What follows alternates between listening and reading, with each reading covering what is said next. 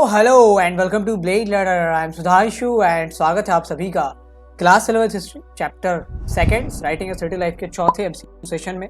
Already हमने 3 sessions conduct करवा लिए हैं। आपने अगर वीडियोस को नहीं देखा तो do check out those videos.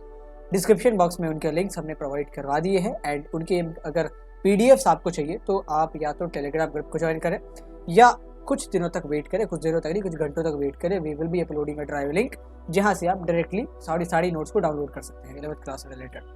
Now आगे बढ़ते हैं, चौथे सेशन को शुरू करते हैं लेवल 1 के साथ। लेवल 1 में आप सभी को पता है कि 10 क्वेश्चंस होते हैं, 10 1-लाइनर एमसीक्यूज एंड उसके बाद हमारे पास लेवल 2 आता है, देन लेवल 3 आता है। लेवल 2 में फिर 5 क्वेश्चन, लेवल 3 में फिर अगेन 5 क्वेश्चन। लेवल जो 2 होता है उसमें हमारे पास जो 5 क्वेश्चन होते हैं उसमें choose the correct statement type question, image based question, identify the character type के क्वेश्चन आते हैं। लेवल 3 में जो सबसे एडवांस्ड हमारा होता है उसमें सोर्स बेस्ड क्वेश्चंस और एसर्शन रीजन के क्वेश्चन पूछे जाते हैं। अगर मैप बेस्ड क्वेश्चन पूछा जा सकता है तो वो भी हम पूछने की कोशिश करते हैं। सो लेवल 1 में शुरुआत करते हैं 61वें क्वेश्चन से कि माड़ी वॉज लोकेटेड इन, कि माड़ी कहाँ अवस्थित था। क्या माड़ी उत्तरी मेसोपोटामिया में अवस्थित था, क्या दक्षिणी मेसोपोटामिया में, क्या मध्य मेसोपोटामिया में, या उत्तर पूर्वी यानी कि नॉर्थ ईस्टर्न मेसोपोटामिया में लोकेटेड था।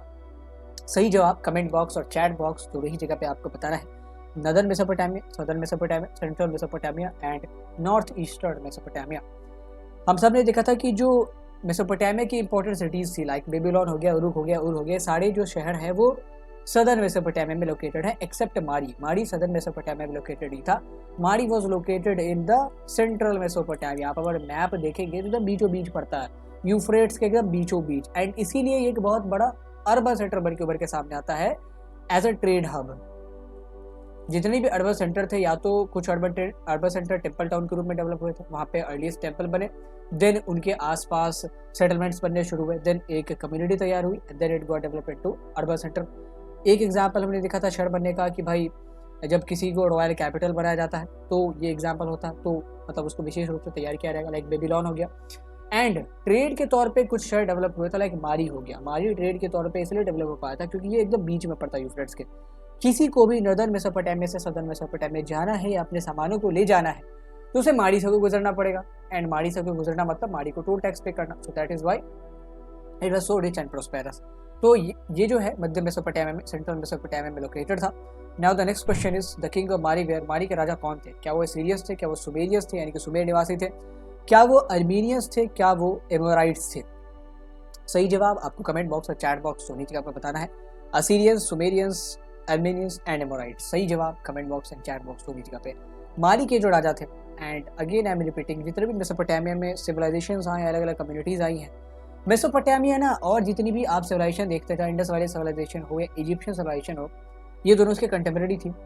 तो मेसोपोटामिया में सबसे ज़्यादा डाइवर्सिटी थी। इंडस वैली में तो डाइवर्सिटी ना के बराबर है। आप अगर देखें तो सोशल डिफरेंसेस हमने कहाँ उतने ज़्यादा ट्रैक किए हैं, लेकिन मेसोपोटामिया में बहुत सारी अलग अलग कम्युनिटीज़ के लोग आके रहते थे and they were ruling also. कुछ शेपर्ड आके एक जगह सेटलमेंट में रहना शुरू करते हैं एंड कुछ समय बाद वो उस इलाके पे रूल करना शुरू कर देते हैं। तो अलग अलग कम्युनिटीज़ आके अलग अलग टाइम फ्रेम में रूल करती हैं। सीरियंस आते हैं, सुमेरियंस आते हैं, अकेडियंस आते हैं, बेबीलोनियंस आते हैं, उसमें एक एमोराइट्स भी थे, आर्मेनियंस भी थे। तो एमोराइट्स जो है वो माड़ी पे रूल किया करते थे, तो माड़ी के जो राजा थे वो एमोराइट्स थे, जिनको हिंदी में हम लोग कहते हैं एमोरी।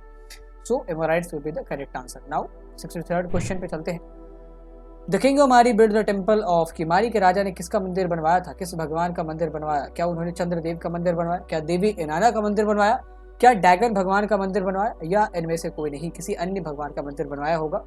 चंद्रदेव, देवी इनाना, भगवान डैगन। तो आपको ये भी बताना है कि इनाना goddess was the goddess of which kind of, मतलब ये किस प्रकार की लेडी थी, किसका वरदान ये देती थी, तो ये भी आपको बताना कमेंट बॉक्स में। चंद्रदेव, देवी इनाना, भगवान डैगन।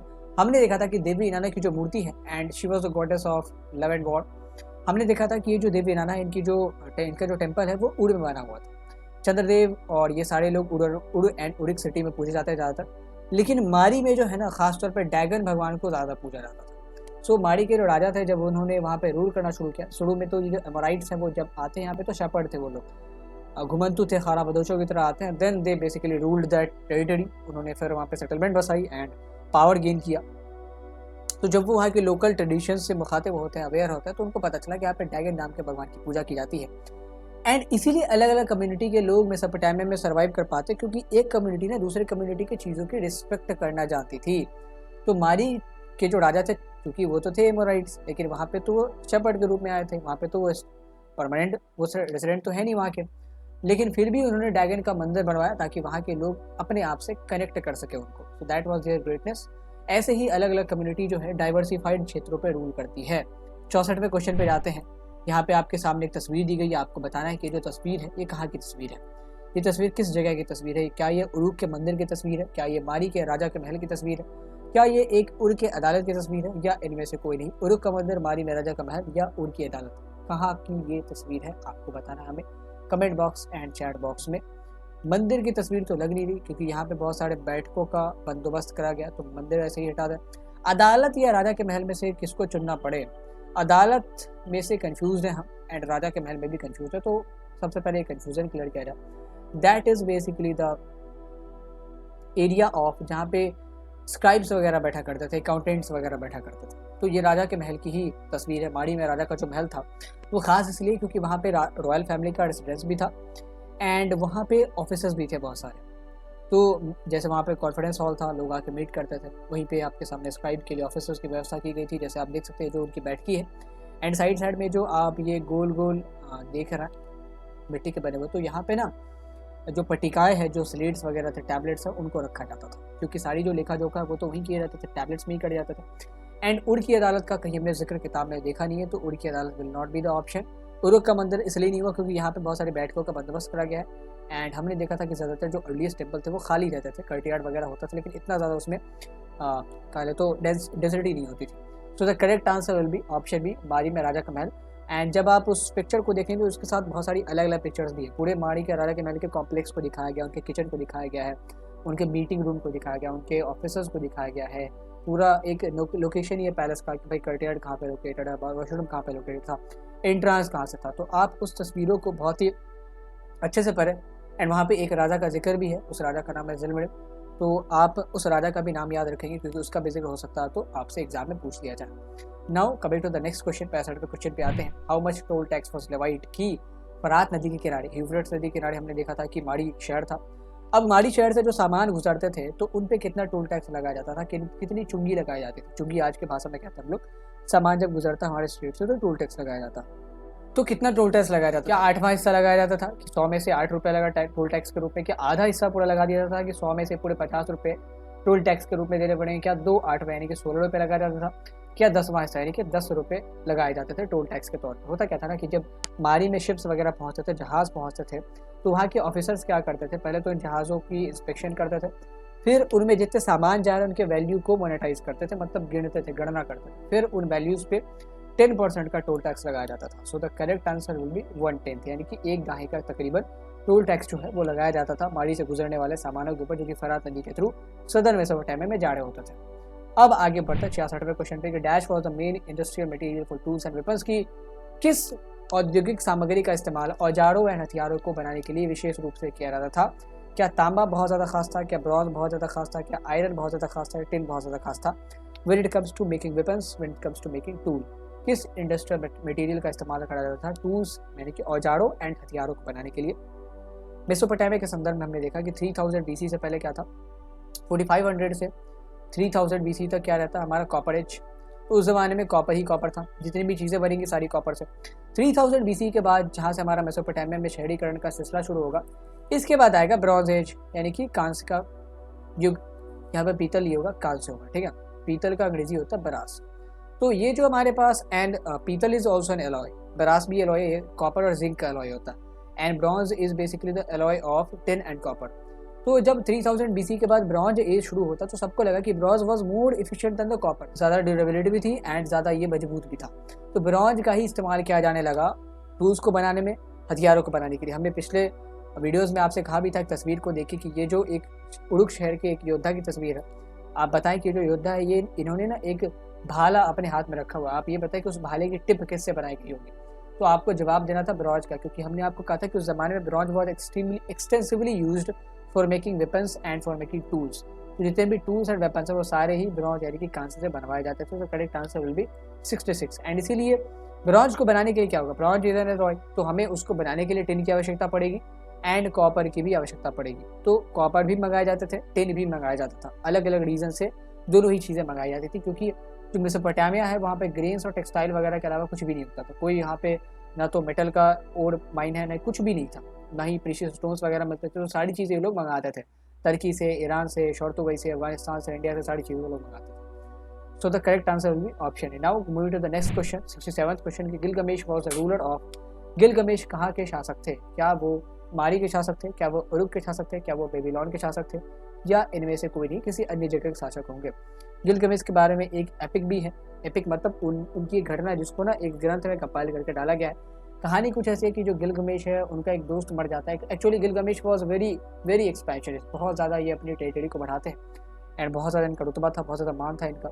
लेकिन एक दिन इनके दोस्त की मृत्यु होगी and he was very much in shock. उनको लगा कि दुनिया में अगर कहीं पे भी अमरता का कोई सीक्रेट है कि हाउ टू गेट इमोर्टल, कैसे मैं अमरत्व को प्राप्त करूँ, इसको पता क्या जाना चाहिए, क्योंकि अभी सरहदें तो बहुत हमने फैला ली है, अब थोड़ा सा अमरत्व के बारे में भी पता लगा जाए। तो गिलगमेश पूरी दुनिया का चक्कर लगाते हैं, इनको कहीं भी कुछ नहीं मिलता।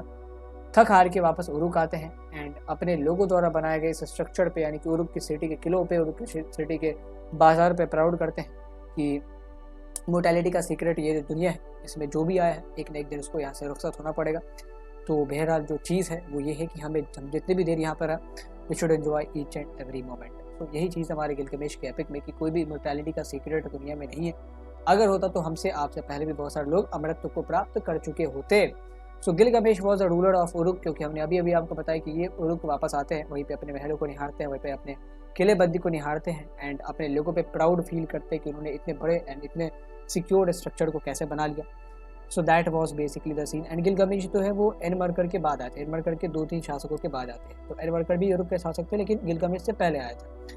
Now coming to the next question, 68th question, which of the following Assyrian ruler made a library in his capital Nineveh? के निम्नलिखित में से किस असीरियन शासक ने अपनी राजधानी निनेवा में एक पुस्तकालय को बनाया था? क्या उस शासक का नाम था असुरबनीपाल?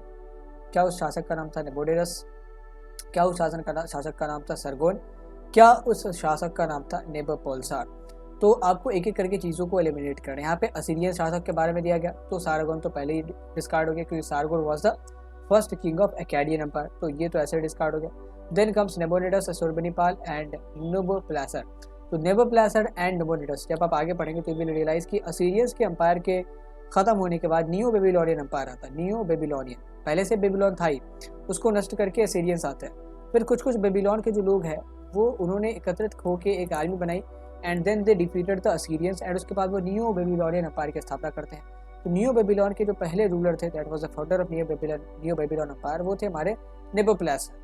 एंड उन्हीं के डायनेस्टी में सबसे लास्ट में आते हैं नेबोनिडस, जो कि last independent ruler of Babylon माने जाते हैं। तो ये दोनों हमारे बेबीलोन डायनेस्टी से बिलोंग करते थे, तो उसको ऐसे ही हटा दे, सारगोन ऐसे ही हट गया। तो ultimately what is the option that we have left with? तो ऑप्शन हमारे पास है असुरबनीपाल। असुरबनीपाल के नाम के शासक ने, जो कि असीरियन रूलर थे। एंड हमने आपको टाइमलाइन भी बताया, सबसे पहले आएंगे सुमेरियंस, देन आएंगे आपके अकेडियंस, देन आपके आएंगे बेबीलोनियंस, देन आपके आएंगे असीरियंस, देन आपके अगेन आएंगे नियो बेबीलोनियन। लेकिन नियो बेबीलोनियन के आते आते तो बहुत सारी चीज़ें बदल चुकी हैं, क्योंकि अब उधर महाजनपद का राज शुरू होगा एंड ग्रीस में नए नए छोटे छोटे एम्पायर बनेंगे, आप कह लो तो अलेक्जेंडर का उदय होगा। So that was the scenario. So the correct answer will be option A Ashurbanipal. उस 69वें क्वेश्चन को देखते हैं कि dash was the last ruler of independent Babylonia. अभी अभी हमने आपको इस चीज़ के बारे में बताया कि कौन स्वतंत्र बेबीलोनिया का अंतिम शासक था। Sargon, Nabonidus, Nabopolassar and Enmerkar. तो अभी अभी हमने देखा कि Nabopolassar was the first ruler, तो ये तो हो नहीं सकता। Sargon was the ruler of Akkadian dynasty, तो ये भी नहीं हो सकता। एनमरकर उरुक को रूल करते थे सुमेरियन डायनेस्टी से, तो ये भी नहीं हो सकता। तो the option that we have left is Nabonidus. And Nabonidus जो है वो बहुत ज़्यादा कैलिबर वाले रूलर थे, उन्होंने बहुत ज़्यादा काम किया है। एक तो रिलीजियस वे में बहुत ज़्यादा काम किया, ऊपर से एडमिनिस्ट्रेटिव स्ट्रक्चर भी सुधारा था।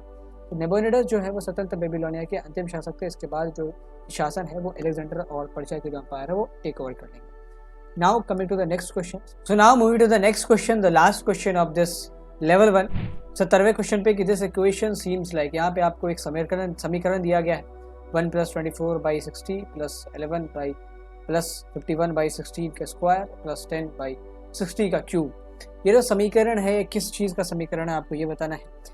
क्या ये 2 का वर्गमूल है, क्या ये 2 का घनमूल है, क्या ये 2 का वर्ग है? एक्चुअली आप आश्चर्य हो रहे होंगे कि क्यों हमने हिस्ट्री के क्लास में मैथ्स के क्वेश्चन को पूछा है। तो बेसिकली ये जो इक्वेशन है वो आपके बुक में दिया गया है एंड ये बहुत इंपॉर्टेंट इक्वेशन है, क्योंकि मेसोपोटामियंस were very much excelled in the mathematics, in the astronomy, in the जितनी भी चीज़ें आप खगोल शास्त्र से रिलेटेड चीज़ें हों, मैथमेटिक्स से रिलेटेड चीज़ें हों, बहुत ज़्यादा वो लोग पारंगत थे।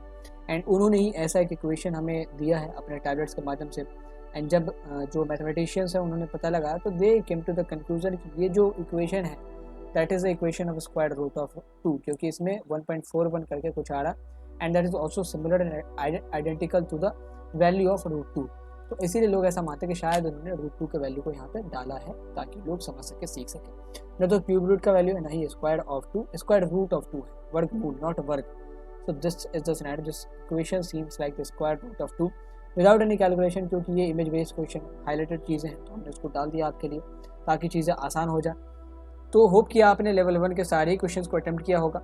Now getting started with the level 2, hope किया आपने लेवल 1 में सारी क्वेश्चंस को अटेम्प्ट करा होगा। नाउ लेवल 2 के 5 क्वेश्चंस को देखते हैं। 71वें क्वेश्चन से शुरुआत करेंगे। विच of the following statements regarding the city of मारी इज करेक्ट, कि मारी शहर के संबंध में निम्नलिखित में से कौन सा जो कथन है वो सही है, which is correct. Statements are given है, स्टेटमेंट्स यहाँ पे दिए हुए कि most of the territory of Mari was used for pasturing sheeps and goats, की मारी के जो अधिकांश क्षेत्र थे उनमें भेड़ बकरियों को चढ़ाया जाता था। गोट हर्डर्स ऑफ मारी एक्सचेंज्ड यंग एनिमल्स, चीज, लेदर एंड मीट, मतलब जो शेपर्ड होते थे, गडेरिए होते थे, व्हाट दे डिड, वो अपने जानवरों को, उनके मीट को, उनके मिल्क को, उनके लेदर चमड़ियों को एक्सचेंज करते थे in return of grain, in return for the metal tools, की अनाज प्राप्ति के लिए, मेटल्स को प्राप्त करने के लिए, ऑब्टेन करने के लिए वो लोग एक्सचेंज किया करते थे। Third is Mari was located in the deep south desert of Mesopotamia, की मारी जो है मेसोपोटामिया के एक्सट्रीम साउथ डेजर्ट में लोकेटेड था, रेगिस्तान में लोकेटेड था। देन मारी का जो राजा है वो एक एमोराइट है, एमोराइट यानी कि एमोरी जिसको इंडियन कहते हैं।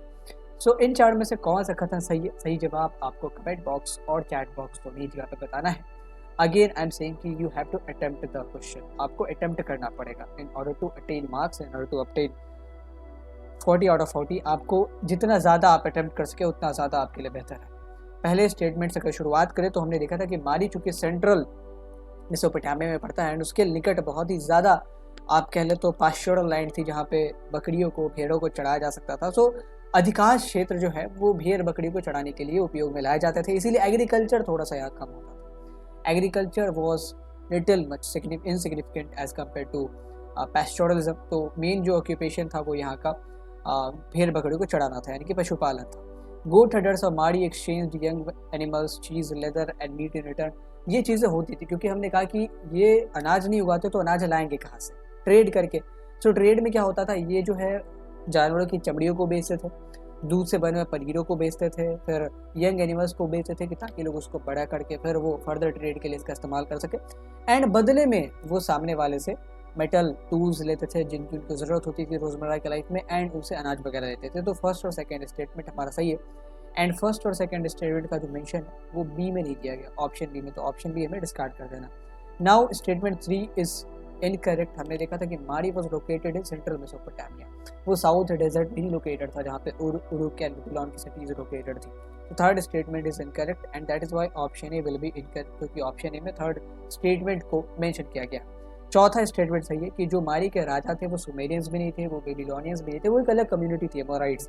एंड दैट शोज कि कैसे मेसोपोटामिया सिविलाइजेशन में as compare to other contemporary civilization जो भी उस जमाने में एग्जिस्ट कर रहे थे साइमल्टेनियसली, मेसोपोटामिया में डाइवर्सिटी बहुत ज़्यादा थी। एंड चूंकि मेसोपोटामिया बहुत ही वेलकमिंग कल्चर वाला सिविलाइजेशन था, मतलब लोग यहाँ के एडजस्ट कर पाते थे। हमने आपको बताना कि मारी में पहले लोग एग्रीकल्चर छोटे मोटे पैमाने पर करते थे, फिर क्या होता है अचानक से गिरिडी आना इकट्ठा शुरू होते हैं। देन दे बेसिकली, अच्छा गिरिडी करते क्या थे, दे वर द नोमैडिक पीपल, पहले वो खाना बदोश थे, लेकिन मारी जैसे जगहों पे आके उन्हें देखा कि हमारे जो मवेशी, हमारे जो रेवड़ है, रेवड़ मतलब मवेशी, हमारे जो रेवड़ हैं वो यहाँ पे अच्छे खासे दिनों तक चढ़ सकते हैं, तो वो वहाँ पे सेटल ही हो जाता है। फिर they started building umpires, gaining powers, and इस तरीके से एमोराइट्स एंड आर्मेनियंस जैसे खाना बदोशों का जो अम्पायर है वो बन के तैयार होता है। एक और खाना बदोशों का अम्पायर बहुत दिनों तक इन्हीं मेसोपोटामिया, इराक, जॉर्डन, लेबनान के क्षेत्रों में रूल करता। आज नहीं, आज जब हम बात कर रहे हैं मेसोपोटामिया के, तब से तकरीबन 3000 सालों बाद, यानी कि if I am not wrong, ये जो अम्पायर है उसकी स्थापना शायद 1200 AD के आसपास हुई थी, यानी कि तकरीबन 4000 सालों बाद, यानी कि 3000 BC को माने मेसोपोटामिया की शुरुआत, तो 4200 सालों बाद एक अम्पायर इसी इलाके पे काबिज होगा जो कि खाना बदोशों का अम्पायर था। एंड वो 600 सालों तक पूरे 3 कंटिनेंट के अलग अलग पोर्शंस पे रूल करेगा। That was known as Ottomans. Africa पे रूल करते थे, यूरोप के पोर्शंस पे रूल करते थे, एंड एशिया का जो माइनर एशिया था हमारा, वेस्ट एशिया, वहाँ तो रूल करते ही करते थे। So that was the scenario. The correct answer will be option C की first, second and fourth statement are correct, बाकी जो तीसरा स्टेटमेंट है वो सही नहीं है। यहाँ पे एक इमेज दी गई है, आपको बताना है कि ये जो इमेज है यहाँ पे अगेन मेसोपोटामिया की सिटी मारी को दर्शाया गया है। आपको पता नहीं कि यहाँ पे जो ब्राउन शेडेड रीजन है ये किसको दर्शाते हैं। क्या ये डेजर्ट को दर्शाते हैं, क्या ये कृषि भूमि को दर्शाते हैं, क्या ये सीजनल स्ट्रीम को दर्शाते हैं, यानी कि नदी के साथ साथ मान लीजिए बहुत बारिश हो गई, फ्लड आ गया, तो छोटे छोटे जो स्ट्रीम्स, छोटे छोटे जो एम्बैंकमेंट्स निकल के आ जाते हैं उनको दर्शाती है। क्या वो चारागाहों को दर्शाती है, जो जहाँ पे रेवड़ आके चढ़ सकते थे। रेवड़ मतलब अगेन मवेशी, द कैटल्स। तो यहाँ ब्राउन शेडेड रीजन से किसको दर्शाया गया है, desert, agricultural land, seasonal stream या पैस्टोरल लैंड। सही जवाब कमेंट बॉक्स और चैट बॉक्स में का बताना है। एंड जब तक आप जवाब बताएं तब तक मैं थोड़ा बहुत आपको डिस्क्रिप्शन दे देता हूँ। ये हमारा माड़ी है, this is the river Euphrates, जिसको उर्दू में फरात कहा जाता है। एंड ये जो आप भूमि देख रहे हैं दिस इज एग्रीकल्चरल लैंड, ये जो डॉटेड लैंड देख रहे हैं दैट एग्रीकल्चरल। एंड ये जो आप देख रहे हैं दैट इज सीजनल स्ट्रीम, यहाँ पे ब्लू कलर से जो आप थोड़ी बहुत रिवर टाइप के स्ट्रक्चर देख रहे हैं दैट इज सीजनल स्ट्रीम। तो ये जो ब्राउन शेडेड रीजन है ये ना तो एग्रीकल्चरल लैंड है, क्योंकि एग्रीकल्चरल लैंड तो ऐसे है, फिर सीजनल स्ट्रीम में नहीं है। डेजर्ट होता अगर ये साउथ में लोकेटेड होता, क्योंकि ये सेंट्रल मेसोपोटामिया लोकेटेड था तो वहाँ पे डेजर्ट है लेकिन बहुत कम है। तो what is the option that we have left with, हमारे पास ऑप्शन क्या बचा, ऑप्शन डी, चारागाह की भूमि। इसीलिए आप देख सकते हैं मारी सिटी के बहुत ही थोड़ी दूरी पे बहुत भारी मात्रा में चारागाह है, जहाँ पे लोगों ने जो नोमैडिक पैस्टोरलिस्ट थे, जो शेपर्ड्स भेड़िए थे, वो आते हैं रुकते हैं कि उनके रेवड़ों के लिए बहुत अच्छी खासी यहाँ पे जो ग्रास लैंड है वो अवेलेबल है। एंड वहाँ पे वो अपने रेवड़ों को बड़ा करके उसे ट्रेड कर सकते हो, उनसे अलग अलग कम्युनिटीज़ की प्राप्ति कर सकते हैं। Now move to the next question which of the following statements regarding the trade in Mari. अब माड़ी यूफ्रेट्स के बीच में लोकेटेड है, एकदम डाउन स्ट्रीम शुरू होगा वहाँ पे लोकेटेड है। तो आप सोचिए कि ट्रेड तो बहुत ज़्यादा होगा ही होगा। इनमें से कुछ स्टेटमेंट्स देगा, कुछ कथन देगा, आपको पता नहीं कि कौन सा कथन गलत है, कौन सा कथन सही है, सॉरी कौन सा कथन इनमें से सही है। आपको उन कथनों को आइडेंटिफाई करके ऑप्शंस में चुनना है। तो copper was imported from Alashiya, the island of Cyprus, Cyprus एक आइलैंड है मेडिटेरेनियन में, वहाँ से कॉपर मंगाए जाते थे। The officers of Mari extracted 1/10 value of the goods as toll tax की। वो लोग क्या करते थे, जो अधिकारीगण थे, जो ऑफिशियल्स थे, वो क्या करते थे, जो भी सामान गुजरते थे मारी के पोर्ट से होके, उन सामानों की 1/10 वैल्यू का वो टोल टैक्स वसूल लेते थे। लेट्स सपोज अगर 100 रुपये का सामान गुजर रहा तो 10 रुपये टोल टैक्स के रूप में वसूलेंगे। Then grain such as barley was probably not traded, की जौ जैसे अनाजों का कारोबार शायद नहीं होता था। द ट्रेड इन मारी made the kingdom so militarily strong, कि मारी में व्यापार ने राजाओं को एंड राज्यों को बहुत ही ज़्यादा सैन्य तौर पे मजबूत बना दिया था, डिफेंस रिक्वायरमेंट्स में बहुत ज़्यादा इक्विप्ड कर दिया था। सही जवाब आपको कमेंट बॉक्स में बताना, चारों ही स्टेटमेंट को आप एक एक करके देखें and then pick the correct answer. पहला जो स्टेटमेंट है उसको अगर आप देखेंगे तो आपको पता चलेगा कि copper was most demanded commodity, क्योंकि कॉपर और टिन को मिला के ब्रॉन्ज बनता था, एंड ब्रॉन्ज ही सारे टूल्स एंड सारे वेपन्स में इस्तेमाल किया जाता था। तो कॉपर हमारा रॉ मटेरियल है ब्रॉन्ज को बनाने के लिए। And copper was imported from the island of Cyprus, एक जगह थी अलाशिया नाम की, वो सिप्रस आइलैंड में पड़ता था। सिप्रस एक रिपब्लिक है आज के ज़माने में, अगर आप विजिट करेंगे कभी इटली एंड मेडिटेरेनियन के कोस्ट को तो ये शायद दूसरा या तीसरा नंबर का आइलैंड है जो कि उस मेडिटेरेनियन में सबसे बड़ा है। तो ये जो स्टेटमेंट है वो सही है, फर्स्ट स्टेटमेंट इज करेक्ट, इसलिए हमारा ऑप्शन बी जो डिस्कार्ड हो गया, क्योंकि इसमें फर्स्ट ऑप्शन का मेंशन ही नहीं है, फर्स्ट स्टेटमेंट का मेंशन ही नहीं है। देन द ऑफिसर्स ऑफ माड़ी, ये भी स्टेटमेंट सही है कि जो माड़ी के ऑफिसर्स थे वो 10% जो है वो टोल टैक्स लेते थे। तो फर्स्ट और second statement are correct, and first और सेकेंड स्टेटमेंट का जिक्र केवल ऑप्शन सी में है, तो our answer will be option C.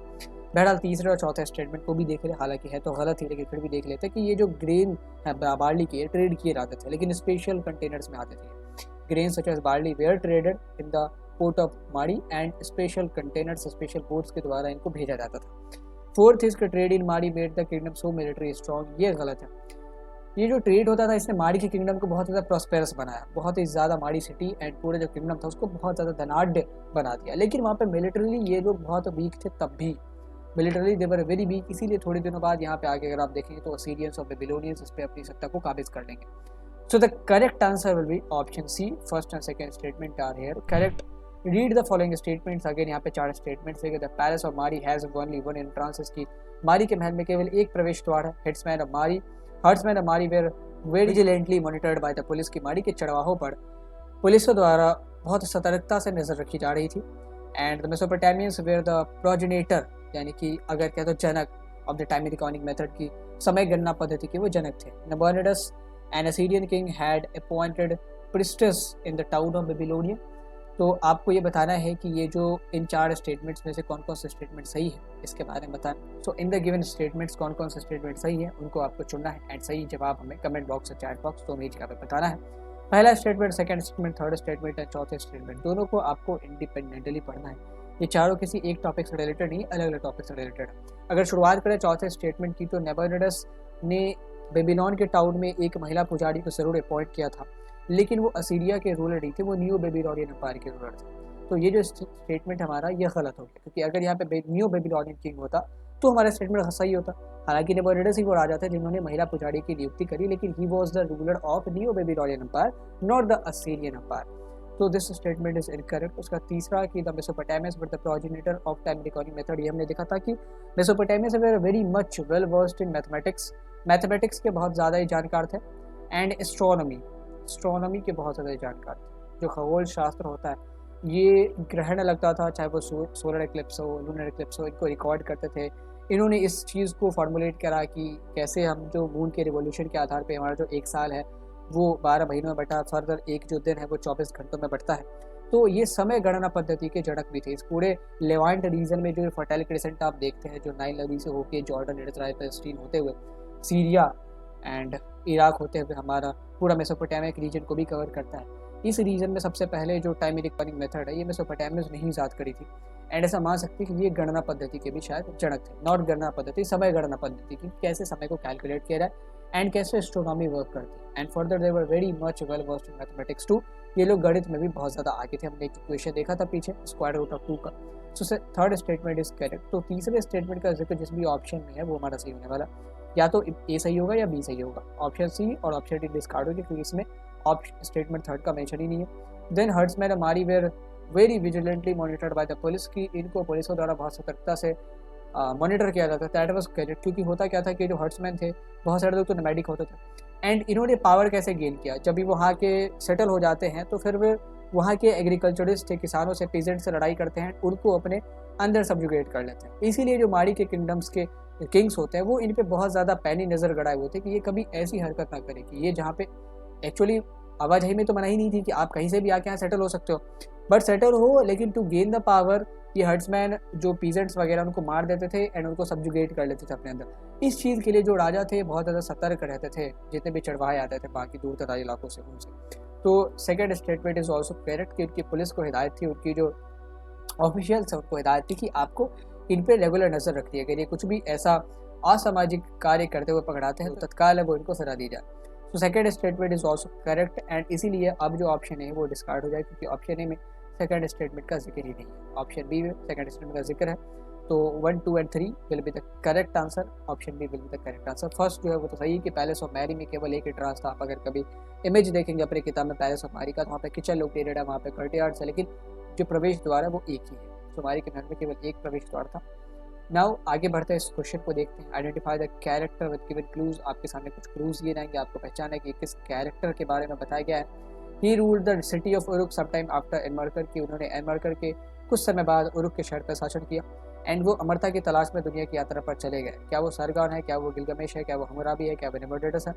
Hammurabi, नेबुकडनेस्सर, Gilgamesh या सरगौन? सही जवाब आपको हमें कमेंट बॉक्स और चैट बॉक्स दोनों ही जगह पर बताना है। Identify the character with the given clues. वो एनमर्गर के बाद रूल करते हैं, मतलब वो सुमेरियन राजा ही होंगे, एंड वो अमरता की तलाश में, इमोर्टैलिटी की तलाश में पूरी दुनिया घूमते हैं। सरगोन नहीं हो सकते क्योंकि वो सुमेरियन किंग नहीं थे, वो अकेडियन किंग थे। गिलगमेश, हम्मुराबी, नेबुकडनेस्सर में हम्मुराबी भी नहीं हो सकते। हम्मुराबी हालांकि बहुत फेमस बेबीलोनियन किंग है, क्योंकि इन्होंने पहली बार एक कोड ऑफ कंडक्ट रिलीज किया था, जिसको हम लोग कहते हैं हम्मुराबी कोड। कोड क्या होता है ना, code is like a law जो सब पे एप्लीकेबल होता है। तो ये पहली बार ऐसा इतिहास में हुआ था जब कोई कोड लॉन्च किया गया था। कोड मतलब जो सारे ही लोगों को फॉलो करना। दिस इज़ लाइक आप कहते हैं ना कि ड्रेस कोड है, ये हमने एक फंक्शन में रखा है, इसका ड्रेस कोड मतलब सभी लोगों को यही कपड़ा पहन के आना। तो हम्मुराबी का जो कोड था, it was set of laws, कुछ कानूनों की ये सेट थी, मतलब ग्रुपिंग्स थी, एंड वो सारे ही लोगों पे एप्लीकेबल होती थी। ये चीज़ें बहुत पहले करी गई थी, इसीलिए that is one of the ancient code which we have. तो हम्मुराबी इसीलिए बहुत ज़्यादा फेमस है, लेकिन ये भी सुमेरियन रूलर नहीं थे, बेबीलोनियन किंग थे। तो ये भी हमारा सही जवाब नहीं हो सकते। नेबुकडनेस्सर के बारे में अभी हमने पढ़ा कि बेबीलोनिया के बाद जो एक न्यू बेबीलोनियन एम्पायर आता है, जो बेबीलोनिया के बाद असीरियंस आते हैं, असीरियंस को हरा के कुछ बेबीलोन के निवासी रूल करते हैं फिर से उस पोर्शन को, वो अपने आप को नियो बेबीलोनियन कहते हैं, नया बेबीलोनियन एम्पायर। तो Nebuchadnezzar was the last independent ruler of Neo Babylonian empire, तो ये भी हमारा सही जवाब नहीं है। सही जवाब है हमारा गिलगमेश। गिलगमेश एनमरकर के कुछ दिनों बाद आते, सुमेरियन किंग थे ये, एंड बहुत ज़्यादा अपनी टेरिटरी को फैलाते हैं। एंड होता क्या है कि एक दिन इनके एक दोस्त की मृत्यु हो जाती है, बहुत ज़्यादा अजीज़ थे, बहुत ज़्यादा बेलवर थे इनके फ्रेंड। तो ये सोचते हैं कि मैंने इतनी टेरिटरी को जीता है, इतने जगहों को फतेह किया है, अब इस चीज़ का समय आ गया कि मुझे इमोर्टैलिटी के सीक्रेट का पता लगाना चाहिए कि दुनिया में कौन सी ऐसी चीज़ है जो इंसान को अमर बना सकती है। तो फिर ये इमोर्टैलिटी के सीक्रेट के पीछे तलाश में जाते भी हैं, लेकिन फिर इनको कुछ हासिल नहीं होता। Ultimately he came back to the city of Uruk, and फिर उनको जितनी भी चीज़ें मिली हुई है उनको लेके वो बहुत ग्रेटफुल होते हैं। वो अपने पीपल, वो अपने पॉपुलेशन को लेके बहुत ग्रेटफुल होते हैं कि कैसे उनके पॉपुलेशन ने कंट्रीब्यूट किया उरुक की सिटी को इतना ग्रेट बनाने में। एंड वहीं पर बड़ाई करते हैं अपने फोर्टिफिकेशंस की, अपने लोगों की मेहनत की। सो गिलगमेश इज द रूलर जो कि एडमरकर के कुछ समय बाद आते हैं, and who went on in the search of immortality. Hope कि आपने लेवल 2 में सारे क्वेश्चंस को अटेम्प्ट करा होगा। Now starting the level 3। यहाँ पे अगेन हमारे सामने 5 क्वेश्चंस होंगे। 76वां क्वेश्चन है असर्शन और रीजन का कि even in 650 BC the cuneiform tablet written far back as 2000 BC were intelligible की 650 ईसा पूर्व में भी 2000 ईसा पूर्व के रूप में लिखी गई क्यूनिफॉर्म टैबलेट समझी जा सकती थी। देन रीजन इज, मतलब इसका मतलब दिखा रहा है कि 650 ईसा पूर्व में भी जो टैबलेट्स 2000 ईसा पूर्व यानी कि 650 ईसा पूर्व की बात करें तो तकरीबन 1400-1300 साल पहले टैबलेट्स लिखी गई है, उनको पढ़ा जा सकता था, उनको समझा जा सकता था। कारण स्कूलों में सुमेरियन भाषाओं को इनके चिन्हों के साथ पढ़ाया जाता था। सही जवाब कमेंट बॉक्स और चैट बॉक्स को हीट करके बताना है। Both and are true, R is the correct explanation of it.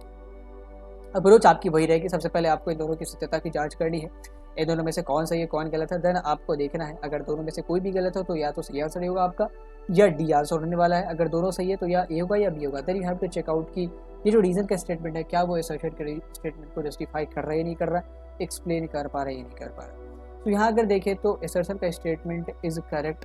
अगर हमने बात की थी जब एब्सर्बनिपाल की, जो कि हमारे असीरियन रूलर थे, उनको शौक चढ़ा कि हमारे जो पूर्वज है उनके टेक्स्ट को हम पता कर सके, फिगर आउट कर सके, और उनको ट्रांसलेट करके उनकी जानकारी हासिल कर सके, मालूमात हासिल कर सके। तो वो फिर अपने स्कॉलर्स को इस काम पे लगाते हैं। एंड उनके scholars and Ashurbanipal was the ruler of Mesopotamian region in about 7th और 6th सेंचुरी BC। तो उस ज़माने में भी जो उनके स्कॉलर्स थे दैट वाज सो इंटेलिजेंट कि वो जो टैबलेट्स 2000 BC के अराउंड या 2100 BC के अराउंड लिखे गए थे उनको उन्होंने फिगर आउट कर लिया, उनको डिसाइफर कर लिया। तो this statement is correct. Reason का statement, the Sumerian language was taught in schools with its signs and scripts even after it ceased to be spoken। Sumerian भाषाओं को इनके चिन्हों के साथ स्कूलों में पढ़ाया जाता था even after it was ceased to be spoken. हालांकि सुमेरियन लैंग्वेज जब बोली नहीं जाती थी लेकिन फिर भी इनको स्कूलों में पढ़ाया जाता था with its science and script. ये भी स्टेटमेंट सही है कि सुमेरियंस का एंड आप कहेंगे तो 2400 या 2800 BC के तकरीबन आगे हो चुका है। अब अकेडियंस आएगी, उसके बाद असीरियंस, बेबीलोनियंस ऐसे करके नई लैंग्वेजेस आएंगे। लेकिन ये जो सुमेरियन है इसको लोग पढ़ाते हैं अपने स्कूलों में, अपने बच्चों को सिखाते हैं, because it was one of the most ancient language.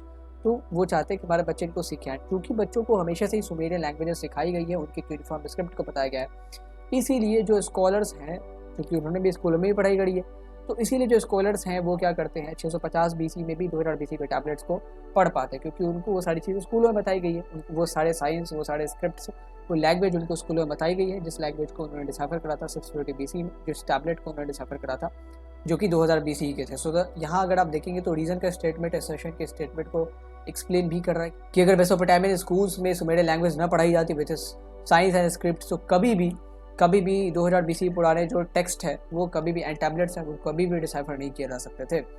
So here the correct answer will be option A. Now आगे बढ़ते हैं 77वां क्वेश्चन भी हमारा असर्शन रीजन का है। Many nomadic communities settled in the region of Mesopotamia and gained the power to establish their own rule। Mesopotamia के क्षेत्र में बहुत सारे घुमंतु समुदाय आते हैं, बसते हैं, अपने शासन को स्थापित करते हैं। रीजन का statement, the kings of Mari built the temple of god Dagan at Mari के राजाओं ने मारी में देव डैगन के मंदिर का निर्माण कराया। कौन सा जो ऑप्शन है वो सही है? ए आर दोनों सत्य है एंड आर जो है एक ही सही व्याख्या करता है। Both A and are true, R is not the correct explanation of A is true, R is false, R is true, is false. इन चार में से कौन सा कहता सही है? सही जवाब आपको कमेंट बॉक्स में बताना है, चैट बॉक्स में भी आप बता सकते हैं। Many nomadic community settled in the region of Mesopotamia. ये चीज़ अभी नहीं पढ़ी है कि बहुत सारे खानाबदोश कबीले आते हैं, वहाँ पे स्टैब्लिश करते हैं खुद को, एंड धीरे धीरे वहाँ पे वो पावर गेन करते हैं, पीजर्स को झुकाते हैं, then they started ruling that territory. ये स्टेटमेंट सही है।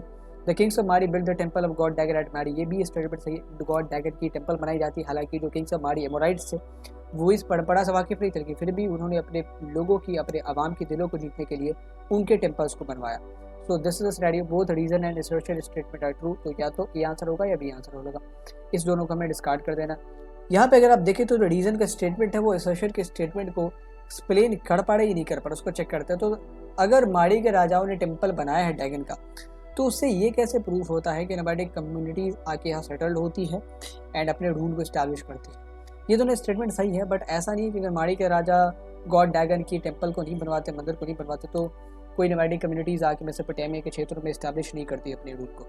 सो both the statement are correct, लेकिन R is not the correct explanation of it. पहले तो ये बिकॉज करके, ना देयरफॉर करके, ना ड्यू टू करके काम बन रहा, एंड ऊपर से मारी के किंग के टेम्पल बनवाने पे ये चीज़ डिपेंड करती भी नहीं है कि नोमैडिक कम्युनिटीज आके वहाँ सेटल हो एंड अपने रूल्स को इस्टेब्लिश करें। ये तो अलग चीज़ है। नोमैडिक कम्युनिटीज आगे सेटल किस लिए होती थी? क्योंकि यहाँ पे चाड़ागाह अच्छे थे। रूल किस लिए कर पाती थी? क्योंकि उनके पास जो हथियार चलाने की कैपेसिटी वो बहुत बढ़िया होती थी, and that is why they were successful in subjugating the peasants and subjugating the craftsman, the traders, and धीरे धीरे वो रूलर्स बन जाते थे। सो द करेक्ट आंसर भी ऑप्शन बी, कि both and are true, but R is not the correct explanation of it. तो अब आगे बढ़ते हैं, अगले क्वेश्चन को देखते हैं। द क्वेश्चन नंबर 78, 78वें क्वेश्चन को। यहाँ पे मैच द फॉलोइंग का आपका क्वेश्चन दिया हुआ है। इसमें आपके सामने सर्टन मैचेस होंगे and you have to match it with the right pair. यहाँ पे राइट साइड में आप देखेंगे तो हिंदी में मैचेस दिए गए हैं एंड लेफ्ट साइड में अंग्रेजी में मैचेस दिए गए हैं, तो don't confuse between them. Zimrilim, A search for immortality, The Great Library, Import of Copper, Gilgamesh, Absarbadipal, Island of Cyprus, Palace of Mari। इन चारों में से एक तरफ जो पेयर बनाने के दो कॉम्बिनेशन हमने दिए हैं, दो समूह दिए हैं, आपको सही पेयर चुन के हमें कमेंट बॉक्स में बताना है कि क्या उत्तर होने वाला है। यहाँ पे अगर आप देखें तो 1 2 3 4, मतलब ये 1 2 3 4 है, ठीक है। एंड इनमें से क्या उत्तर हो सकता है? क्या 1 का पेयर बी होगा, क्या 1 का पेयर डी होगा, क्या सी होगा, क्या डी होगा? देन फिर उस हिसाब से हर एक ऑप्शन में आपको देखना है, क्या 1 का पेयर ऑप्शन ए के अकॉर्डिंग बी होना चाहिए, 2 का पेयर सी होना चाहिए, 3 का पेयर ए होना चाहिए, 4 का पेयर डी होना चाहिए। तो क्या ये कॉम्बिनेशन सही है, या ये कॉम्बिनेशन सही है, या ये कॉम्बिनेशन सही है? सही कॉम्बिनेशन आपको कमेंट बॉक्स और चैट बॉक्स दोनों जगह पे हमें बताना है, चाहे हिंदी वाले हो या अंग्रेजी वाले हो, मिलान दोनों के लिए सेम ही है। जिमरलिन, अमरता की खोज, महान पुस्तकालय, तांबे का आयात, फिर गिलगमेश, अब्सर्बडिपाल एंड साइप्रस का द्वीप, मरी का महल, नॉट मारी, मारी का महल, ठीक है। तो एक एक करके आप मैचेस को मिलाते जाएं, एंड जैसे जैसे आप मैचेस को मिलाएंगे ना, आपका एक मैच लगता है आपने इस 4 मैचेस में से, लेट सपोज आप एक मैच में कंफर्म हो, लेट सपोज आपको ये पता है कि द ग्रेट लाइब्रेरी का क्या मैच होगा, तो 2 का मैच ABCD में से कुछ भी हो सकता है। लेट सपोज 2 का जो मैच है दैट विल बी सी, तो 2 के मैच में देखिए सी ऑप्शन किस, सी मतलब 2 के ये जो हमारा ऑप्शन आया है 4 ऑप्शन, इसमें 2 का सी के साथ किस में मैच लगा हुआ है? तो ए में भी लगा हुआ है, सी बी में भी लगा हुआ है, डी में ही लगा हुआ है, लेकिन सी में नहीं लगा, तो सी ऐसे ही इनकरेक्ट हो जाएगा अगर आपको ये पता है 2 का मैच सी होगा। तो जैसे जैसे आप मैचेस मिलाते जाएंगे वैसे वैसे आपको ऑप्शंस को भी डिस्कार्ड करना है। तो जिमरलिन हमने देखा था कि मारी के राजा हुआ करते थे एंड उन्हीं के पैलेस की जो पूरी लेआउट है वो हमने एक पूरे पेज में देखी थी, जिसको विजिट करने दूर से सीढ़ियाँ से एक प्रिंस भी आता है। तो पैलेस ऑफ मारी जिमरलिन के साथ इसका आप कॉम्बिनेशन बिठा लो। तो फर्स्ट जो है that will be paired with the D, तो पहले का डी के साथ पेयर किस किस ऑप्शन में, एक बी ऑप्शन में है और एक डी ऑप्शन में है, तो या तो हमारा आंसर बी होने वाला है या डी होने वाला है, ठीक है। इन दोनों को हमें डिस्कार्ड कर देना, क्योंकि पहला जो जिमरलिन है उसका यहाँ पे राइट पेयर जो होगा पैलेस ऑफ मारी होगा, ना तो अब्सर्बडिपाल नहीं, इम्पोर्ट ऑफ कॉपर नहीं, सर्च फॉर इमॉर्टैलिटी, क्योंकि ये जो जिमरलिन है इसका कॉन्टेक्स्ट बुक में एक ही बार आया है। इसका कॉन्टेक्स्ट है उस पैलेस के संरचना से रिलेटेड, जो पैलेस था मारी का वो जिमरलिन का पैलेस कह के उसके पूरे लेआउट को हमें बताया गया है। तो या तो ऑप्शन बी आंसर होगा या ऑप्शन डी आंसर होगा। अब हमें और थोड़ा सा नैरो जाना है, we have to check the second pair to great library. किसने ग्रेट लाइब्रेरी बनवाई थी? तो हमने देखा था कि एसोडियन रूलर थे एसरबनीपाल नाम से। वो क्या करते हैं, वो अपने पुराने जो उनके रूलर्स आए हैं उन सब के टेक्स्ट को, टैबलेट्स को इकट्ठा करते हैं, उनसे बहुत कॉपीज़ बनवाते हैं उनकी, ताकि आने वाली जनरेशन उन चीज़ों को पढ़ सके, चाहे वो सुमेरियन रूलर्स हो, चाहे वो केडियन रूलर्स हो, चाहे वो बेबीलोनियन रूलर्स हो। सबके ज़माने में ना कि वे रूलर्स बल्कि जो भी मर्केंट्स वगैरह जो भी चीज़ें टैबलेट्स में लिखी गई सबको वो अपनी लाइब्रेरी में स्टोर करते हैं, ताकि वो खुद भी पढ़ सकें, खुद ही बहुत बड़ा इंटेलेक्चुअल थे बाय द वे, एंड लोगों को भी अवेयर करवा सके। तो Ashurbanipal was created to build the great library in the capital of Nineveh. Nineveh इनकी कैपिटल हुआ करती थी, ठीक है। तो सेकंड का सी के साथ पेयर लगेगा, तो ऑप्शन बी में भी सेकंड का सी के साथ पेयर लगा हुआ, ऑप्शन डी में भी सेकंड का सी के साथ पेयर लगा हुआ। तो इसमें तो कोई हमें क्लैरिटी नहीं मिली। नाउ आगे बढ़ते हैं और पेयर 3 को देखते हैं, गिलगामेश का किसके साथ लगेगा। तो अब हमारे पास 2 ही पेयर बचे, import of copper and search for immortality. तो गिलगामेश अभी में पढ़ा। गिलगामेश के एपिक में कौन सी बात करी जाती है कि ये बहुत बड़े रूलर है, बट एक दिन इनके दोस्त की मृत्यु होगी एंड इसके बाद इनको बहुत गहरा शोक पहुंचा। इन्होंने सोचा कि मैंने दुनिया बहुत जीत ली है, अब उस चीज़ का पता लगाया जाए जिससे लोग अमरत्व को प्राप्त होते हैं, मतलब जब इमोर्टल हो जाते हैं तो पूरी दुनिया घूमते हैं, इनको कहीं भी कोई इमोर्टैलिटी का सीक्रेट नहीं मिलता है। तो गिलगामेश जो है वो ए सर्च फॉर इमोर्टैलिटी के साथ यहाँ पेयर किए जाएंगे। थर्ड का जो करेक्ट पेयर होगा दैट विल बी ए। तो यहाँ थर्ड का पेयर बी दिया हुआ, तो ऑप्शन बी डिस्कार्ड हो गया। ऑप्शन ए और ऑप्शन सी तो पहले डिस्कार्डेड है, तो correct answer will be option D, यानी कि जो थर्ड का पेयर है वो बी के साथ लगेगा, सॉरी ए के साथ। और फोर्थ का जो पेयर है, सिक्वेरस आइलैंड में क्या चीज़ होती थी, कॉपर ही तो इम्पोर्ट करते थे ना, तो ऐसा हमारा पेयर बनने वाला। पहला डी के साथ, लेट सपोज अभी आपको क्लीन फिगर करके दिखा, हिंदी में भी दिखाते हैं। पहला अगर डी के साथ, ये ABCD है, नॉट 1 2 3 4। तो पहला अगर डी के साथ, मारी का महल, महान पुस्तकालय, अवसर्वनिपाल, गिलगामेश, अमरता की खोज एंड साइप्रस का द्वीप, तांबे का आयात। Zimrilim, the palace of Mari, the great library, Ashurbanipal जो कि सिटी रूलर थे, Gilgamesh who was the king of Sumer जो कि इमोर्टैलिटी की सर्च में जाता है, island of Cyprus, the import of copper. तो ये हमारे करेक्ट मैचेस होंगे, option D will be the correct answer. अब आगे बढ़ते हैं, एक एग्जर्प्ट को देखते हैं यहाँ पे हमारे सामने।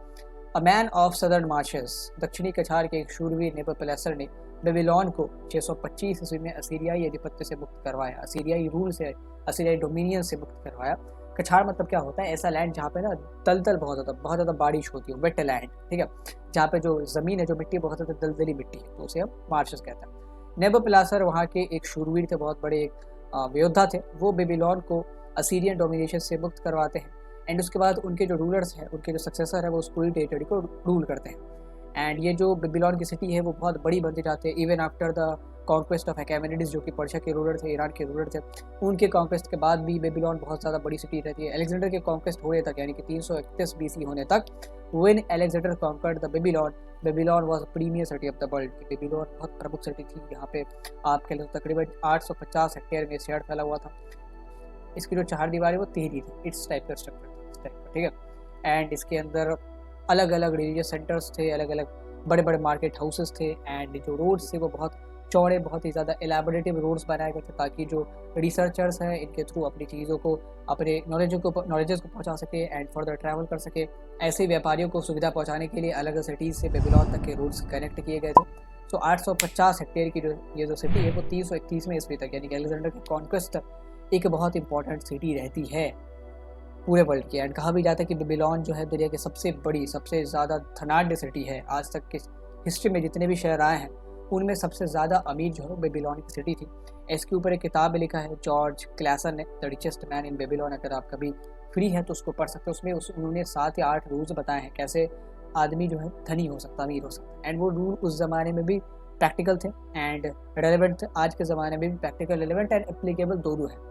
चाहे आप किसी भी एज में जी रहे हो, लेकिन वो जो रूल है, जो मनी मेकिंग के रूल है, जो मनी एक्यूमुलेशन के रूल है, वो आज भी रेलेवेंट है, आज से 2000 साल बाद भी रेलेवेंट रहने वाले हैं, क्योंकि इस हिसाब से उस किताब को फॉर्म किया गया। बेबीलोन का एग्जांपल दे देंगे, तो अगर आप मेसोपोटामिया के बारे में और जुड़े रहना चाहते हैं, आप मेसोपोटामिया को और थोड़ा अच्छे से जानना चाहते हैं, तो आप the richest man in Babylon book को ज़रूर पढ़ें। उस किताब का जो लिंक है वो हम लोग डिस्क्रिप्शन बॉक्स में डाल देंगे, तो वहाँ से आप उस किताब को ऑर्डर कर सकते हैं।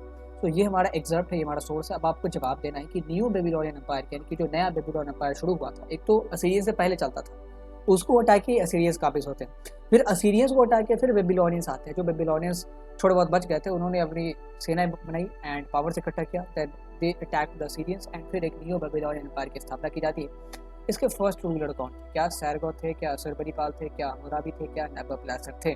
सैरगोन, अशुरबनिपाल, Hammurabi, Nebuchadnezzar, सैमर and Sumerian king थे, ये तो हो नहीं सकते। अशुरबनिपाल अभी भी हमने देखा इनके पास बहुत बड़ी लाइब्रेरी थी एंड ये एक असीरियन किंग थे, ये भी नहीं हो सकते। हम्मुराबी बेबीलोनियन किंग थे, न्यू बेबीलोनियन नहीं। न्यू बेबीलोनियन कौन था? हमने आपको बताया अभी कि 625 ईस्वी में नेबुकदनेस्सर जो कि सदर्न मार्च का, यानी कि दक्षिणी कछार से आया हुआ एक लड़का, एसीरियन किंगडम को हरा के एक नए किंगडम की स्थापना करता है, न्यू बेबीलोनियन किंगडम की। एंड इसके जो सक्सेसर है वो बेबीलोन की सिटी को रूल करते हैं। So Nebuchadnezzar is the first ruler of new Babylonian empire. इसके बाद इसके सक्सेसर्स आएंगे, चाहे नेबुकदनेस्सर की बात हो, नेबुकदनेस्सर की बात हो। Then which new Babylonian king repaired the statue of Sargon? Sargon की मूर्ति, एक अवस्थित, एक बहुत ही ज़्यादा विखंडित मूर्ति मिलती है किसी न्यू बेबीलोन किंग को, एंड वो फिर उस मूर्ति को रिपेयर करवाता है। एंड उसका इंस्क्रिप्शन भी मौजूद है टैबलेट में, लिखा है कि हमने इस मूर्ति को रिपेयर करवाया। क्या वो राजा जिन्होंने इस मूर्ति को रिपेयर करवाया नेबुलाडस थे, क्या वो नेबुकैसर थे, क्या वो कुदुरु थे, या नन ऑफ द एबव? कुदुरु, नेबुकैसर या नेबुलाडस, इन चारों में से कौन? या अगर इन तीनों में से कोई भी नहीं है तो नन ऑफ द एबव। अगर नेबुचादनेस्सर होंगे तो नन ऑफ द एबव देना है। इसके अलावा कोई भी अलग रूलर है जिन्होंने सैरगोन की मूर्ति को रिपेयर करवाया था तो आपको डी ऑप्शन को सेलेक्ट करना है। But here the correct answer will be Nabonidus, क्योंकि नेबुलाडस एक तो सबसे लास्ट हमारे इंडिपेंडेंट रूलर है बेबीलोन के, एंड यही हमारे पास जो महिला पुजारी है उसको भी नियुक्त करते हैं, एंड यही जो है जब इनको सैरगोन की मूर्ति मिलती है विखंडित अवस्था में तो उसको रिपेयर भी करवाते हैं, एंड उसका इंस्क्रिप्शन भी लिखते हैं कि हमने इसको रिपेयर करवाया। Nebuchadnezzar was the first ruler of new Babylon empire, and Nebuchadnezzar के फादर थे कुदुरु। तो ये जो है ये दोनों हमारे अर्लीस्ट रूलर्स हैं न्यू बेबीलोन एम्पायर के। लेकिन इस मूर्ति को रिपेयर करवाता है नेबुलाडस ने, जो कि सबसे लास्ट इंडिपेंडेंट रूलर है न्यू बेबीलोन एम्पायर के सबसे आखिरी स्वतंत्र राजा। So Nabonidus will be the correct answer, and इस तरीके से हमारा ये चैप्टर खत्म होता है। आप इस चैप्टर को रिवाइज करने के लिए इसके वन शॉट को देख सकते हैं। वन शॉट में अगर जो भी चीज़ें छूटी रह गई हैं, जो चीज़ें कवर नहीं करी गई थी, उन पे हमने गौर करके कवर करवा दिया उनको इन एमसीक्यू सेशंस में। तो आप एमसीक्यू सेशंस में क्वेश्चन को तो अटेम्प्ट कर ही करें, बल्कि जो एक्सप्लेनेशन दी जाती है उस पर भी आपको गौर करना, because explanation are more important than the questions, क्योंकि उससे एक क्वेश्चन से 3 क्वेश्चन आप सॉल्व कर सकते हैं अगर आपने व्याख्यान यानी कि एक्सप्लेनेशन पे नजर रखी है तो। So that's all in this session. Hope कि आपने इस सेशन को एंजॉय करा होगा। इस सेशन की पीडीएफ को प्राप्त करने के लिए आप नीचे दिए गए लिंक से टेलीग्राम ग्रुप को ज्वाइन होकर वहाँ पे पीडीएफ प्राप्त कर सकते हैं अगर आप टेलीग्राम पे नहीं है। एंड अगर आप सोशल मीडिया से आइसोलेट होना चाहते हैं फिर भी आपके लिए हम एक गूगल ड्राइव लिंक की व्यवस्था करेंगे, एंड फिर उसको हम लोग पिन कर देंगे हमारे डिस्क्रिप्शन बॉक्स में। वहाँ से आप क्रोनोलॉजिकल मैनर में सारी ही पीडीएफ्स को गेन कर सकते हैं, सारी पीडीएफ को डाउनलोड कर सकते हैं। That's all in this session. Hope कि आपको ये सेशन अच्छा लगा होगा। If you find the content worth sharing then please share it. Thank you for watching.